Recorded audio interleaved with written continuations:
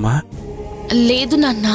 అమ్మా జీవితంలో బతకడానికి ఎన్నో కష్టాలు పడ్డాను, కానీ ఏ రోజు ఇంకోటి కష్టం దోచుకొని మోసం చేసి బ్రతకలేదమ్మా. చిన్నప్పుడు రెక్కాడితే డొక్కాడని పరిస్థితుల్లో కూడా నేను ఒళ్ళొంచి కష్టపడ్డానే కానీ పక్కవాడి రూపాయి కోసం ఏ రోజు ఆశపడలేదు. అలాంటి నేను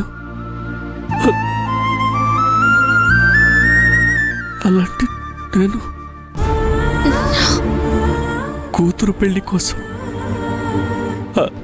అల్లుడికిచ్చిన డబ్బుని మళ్ళీ నేనెందుకు తీస్తానమ్మా? అల్లుడి గారు ఎందుకు నన్ను అపార్థం చేసుకున్నారో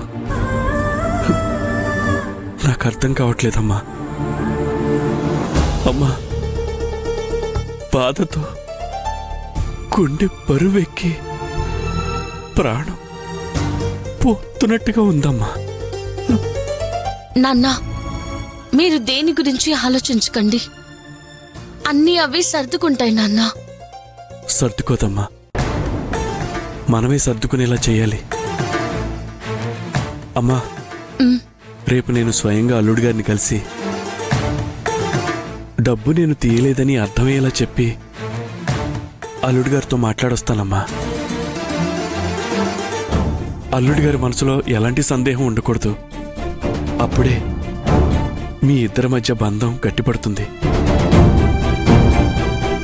రేపటిదాకా ఎందుకమ్మా, ఇప్పుడే వెళ్ళి నేను అల్లుడి గారితో మాట్లాడతాను.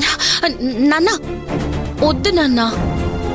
లేదమ్మా, నేను తప్పు చేయలేదని అల్లుడి గారికి అర్థమయ్యేలా చెప్పాలి. అంత అవసరం లేదు నాన్న. నా మాట విని మీరు కూర్చోండి. కూర్చోండి. ఏమండి, ఏంటండి ఇది? మరీ ఇంత అన్యాయమా? అల్లుడు గారి ఇంటికొచ్చి మీరేదో డబ్బు దొంగిలించినట్టు నోటికొచ్చినట్టు మాట్లాడి వెళ్ళాడట.